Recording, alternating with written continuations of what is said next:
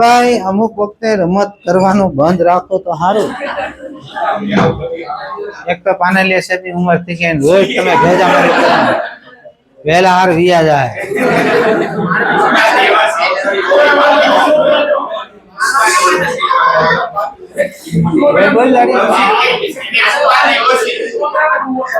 આવો હાલો આ બાદ ધ્યાન રાખવું. હાલો ઉપાધિ તમે છો કે સાહેબો છે? બસ હાલો સ્ટોપ.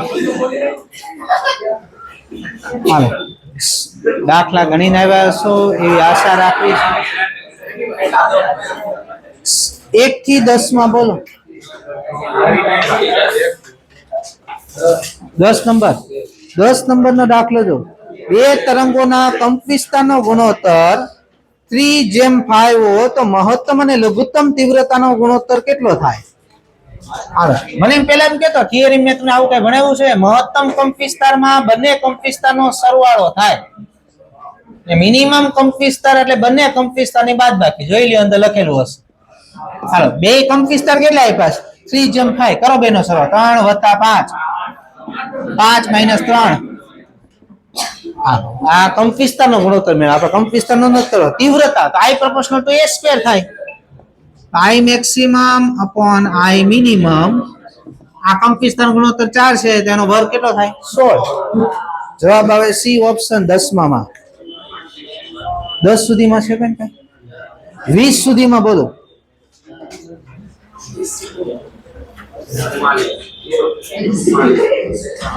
20 સુધી એટલે 20 સુધી જાડિયા બોલવાનું.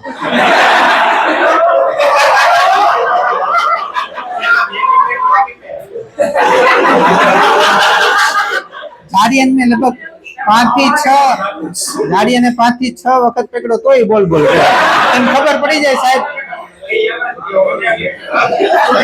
આપણે કઈ કહેવાય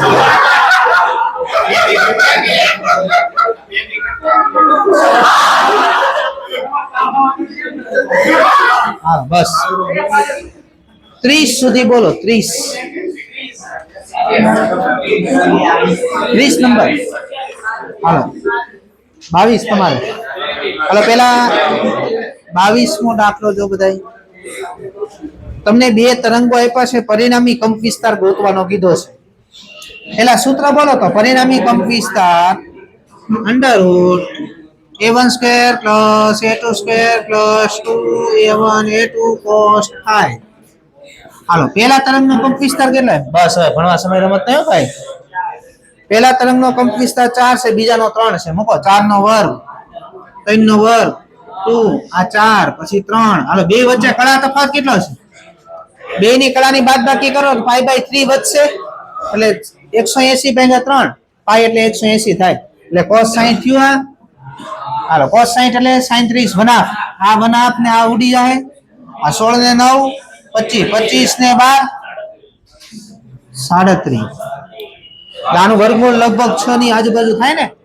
36 નું 6 થાય એટલે. હાલો એની પછી 27મો દાખલો જો. પૂછાયેલો દાખલો 27 નંબર.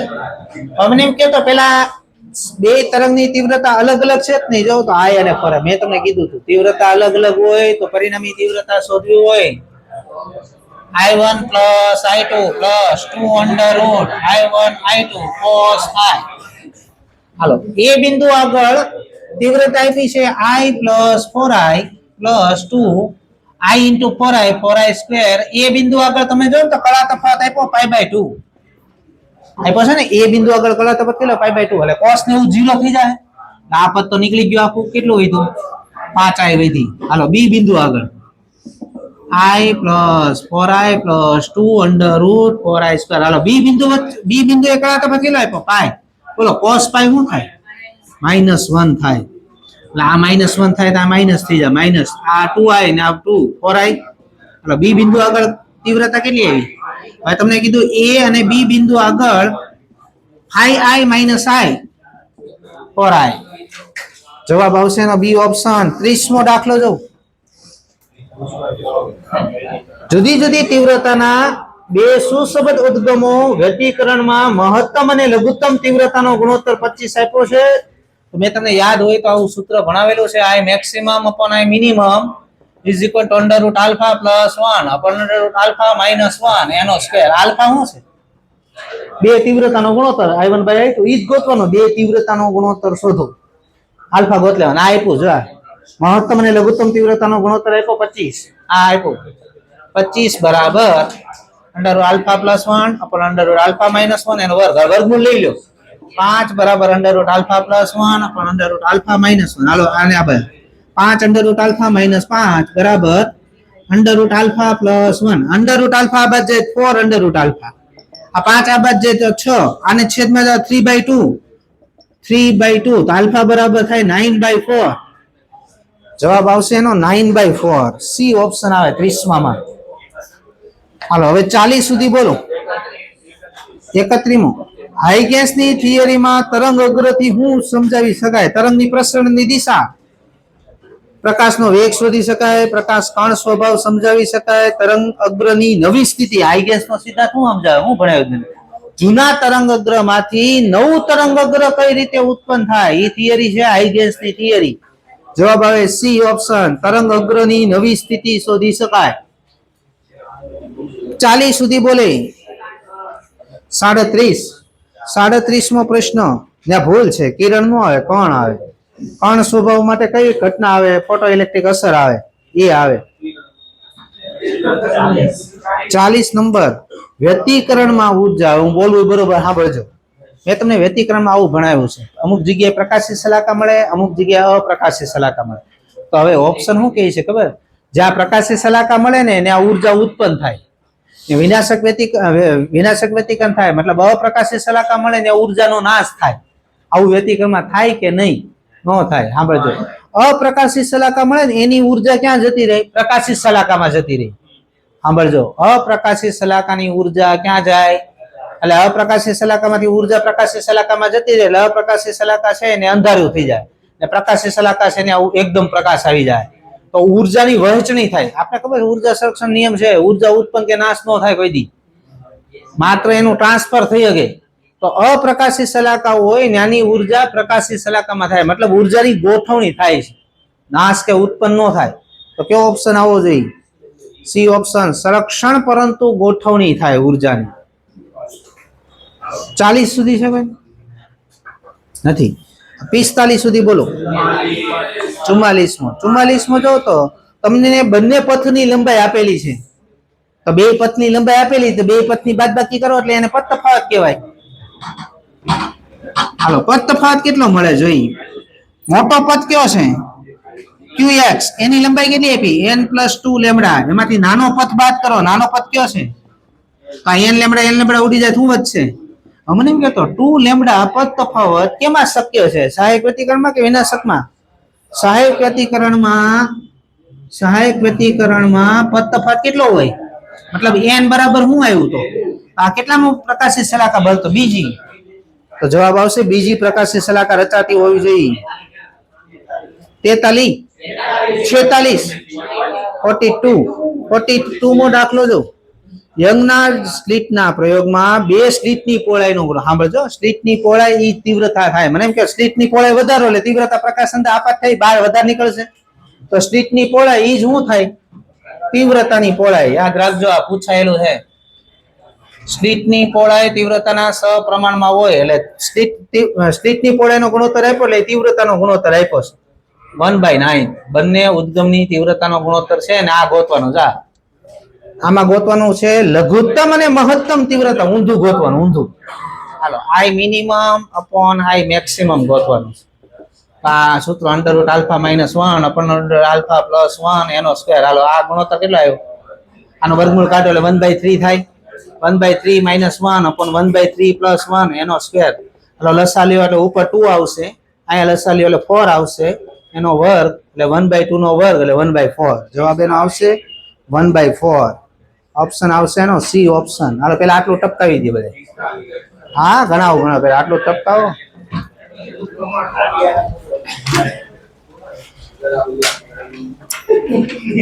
નવરા પડો, દાખલા ગણજો.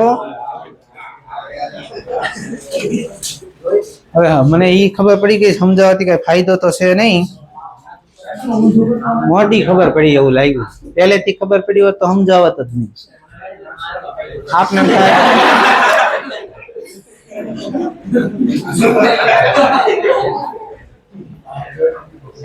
આ ક્લાસમાં આવતા વર્ષે હવન કરીને બિહારવા દર ફેરે આ ક્લાસમાં આવા જ ભેગા થાય.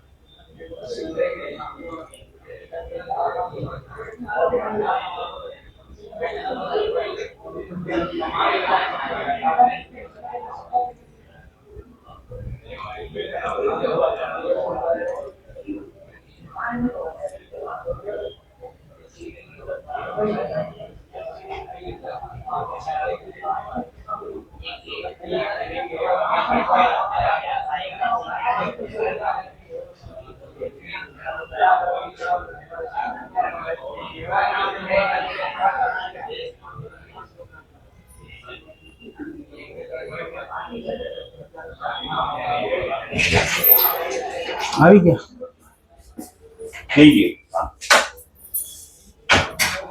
દોસ્તાર અમારા તો કોન્ટેક્ટ બહુ વધતા જાય છે દિવસે દિવસે. અમારા કોન્ટેક્ટ તો વધતા જાય દિવસે દિવસે.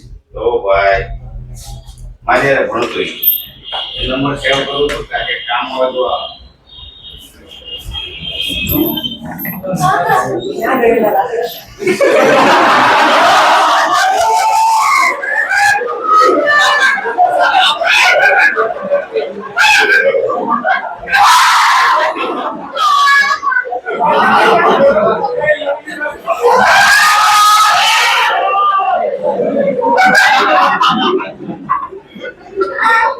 આ ધીમે ધીમે ગાળું દેવા મળશે.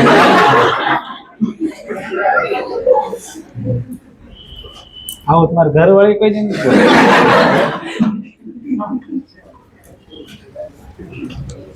મોજમાં આવી ગયા. નીટ આપવાની છે ને એટલે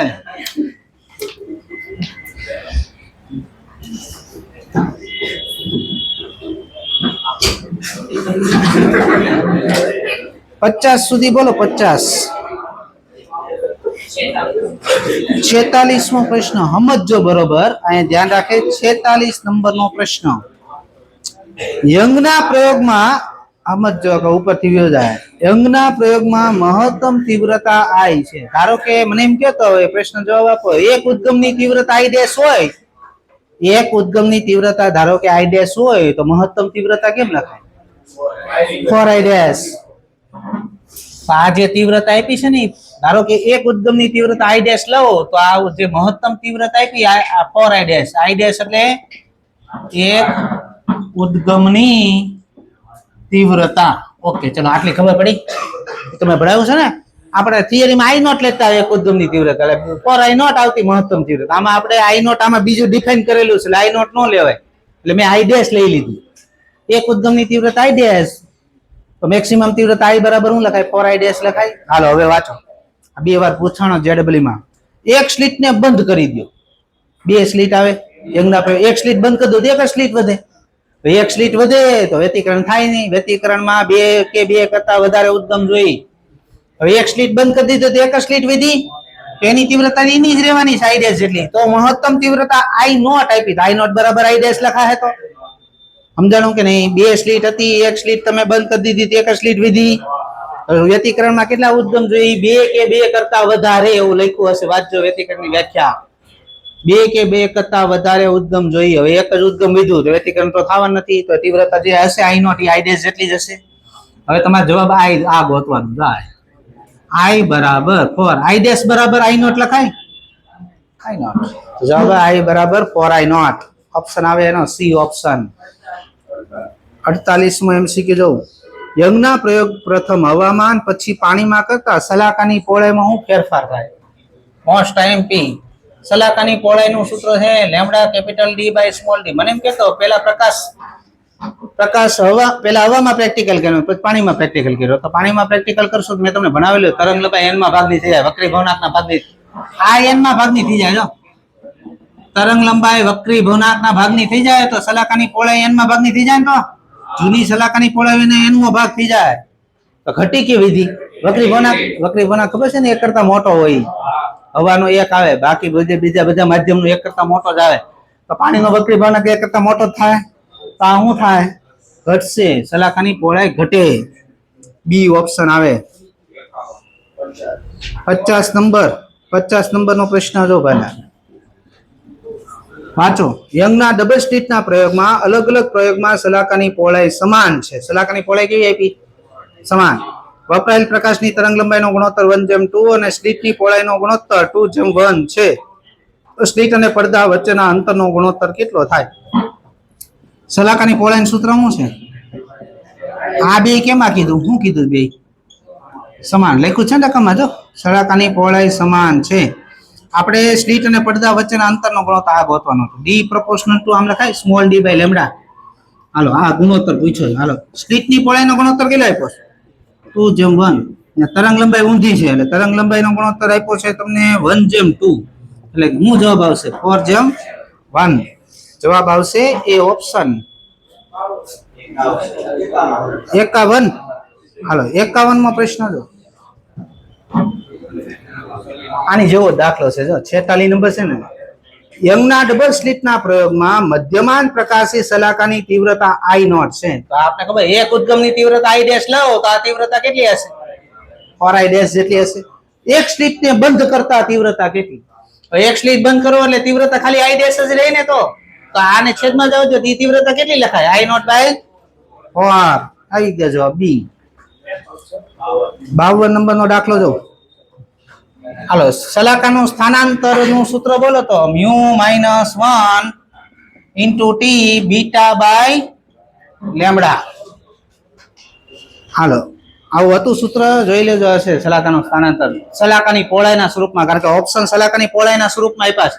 હાલો મૂકો હમણાં કિંમત. વક્રી ભવનાક 1.5 - 1 0.5. તકતીની જાડાઈ 2 × 10⁻⁶. તરંગ લંબાઈ વાપરી છે 5000 એંગસ્ટ્રોમ. એટલે મીટરમાં ફેરવો એટલે 10⁻10 ગુણશો એટલે 10⁻7. આ એક થઈ ગયું. આ બિન ગુણાકાર આ એક થઈ ગયું. આ ઉપર જે 10 વધે અહીંયા 10/5 એટલે 2 બીટા. બીટા એટલે 1 સલાકા, 2 બીટા એટલે 2 સલાકા જેટલો. ઉપર ખસે કે નીચે ખસે? હવે બે ઓપ્શન છે. આપણે શું ભણાવ્યું થિયરમમાં? ક્યાં સ્લિટના માર્ગમાં તકતી મૂકો છો? ઉપરના સ્લિટના માર્ગમાં તકતી મૂકો એટલે સલાકાનું સ્થાનાંતર કઈ બાજુ થાય? ઉપરની બાજુ. જવાબ આવશે એ ઓપ્શન. 2 સલાકા ઉપર તરફ ખસે. 53માં આયરો જાય. ક્યાં ગણાયો? આયરો. આ લખી નાખવાનું. હાલો નવી સલાકાની કોણીય પહોળાઈ બરાબર જૂની કોણીય પહોળાઈ ભાગાકાર વક્રી ભવનાકના ભાગની થઈ જાય. હવે જૂની કોણીય પહોળાઈ કેટલી આપીશ? 0.2 ડિગ્રી. હવે તમને વક્રી ભવનાક આવડવો જોઈએ. પાણીમાં પ્રેક્ટિકલ કર્યો છે. પાણીનો વક્રી ભવનાક કેટલો હોય? કોને આવડે? હા 4/3 1.33. આ 4/3 જ મૂકો એટલે ભાગ હાલે. આ 3 ઉપર જાહે, અહીંયા 2 ભાગ હાલી જાય એટલે 3/2 એટલે 1.5. 1 પોઈન્ટ આનો કાપી નાખો 0.15 ડિગ્રી. પૂછાયેલો દાખલો નીટમાં આવશે. આ દાખલો પાછો બોલો 60 સુધી બોલો.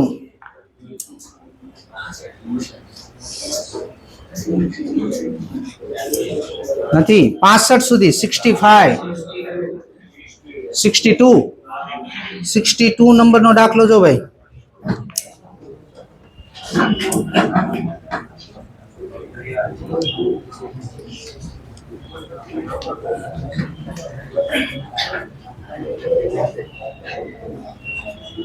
હાલો દાખલા નંબર 62 વાંચો રકમ યંગના ડબલ સ્લિટના પ્રયોગમાં 6000 એંગસ્ટ્રોમ તરંગલંબાઈ વાળો પ્રકાશ વાપરવામાં આવે છે. પડદા પરના પી બિંદુએ ત્રીજી અપ્રકાશી સલાહકાર રચાય. શું લખ્યું છે? ત્રીજી અપ્રકાશી સલાહકાર રચાતી હોય તો પદ તફાવત ગોતો. ને પહેલા મને એમ કહેતો અપ્રકાશી સલાહકાર વિનાશક વ્યતિકરણ થતું હશે. વિનાશક વ્યતિકરણમાં પદ તફાવતનું સૂત્ર શું છે? 2n - 1 λ/2. કેટલા મી કીધી છે? મૂકો અહીંયા 3 3 6 - 1 5 λ/2. 5 લેમ્બડા આપ્યો તમને રકમમાં. જો લખો 6000 એંગસ્ટ્રોમ આપ્યું મીટરમાં બાય 2. અલા 3 ભાગા લે. આ 3 × 5 કરો 15 થયું. આ 3 મીંડા આને આપી દો 10 ની -7. આ મીટરમાં આવ્યું અને એમ લખાય 1.5 માઇક્રોમીટર.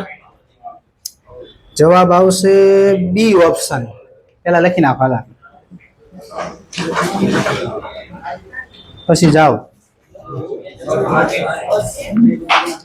મારે આજ વહેલું જવાનું છે. લગ્નમાં જવાનું છે.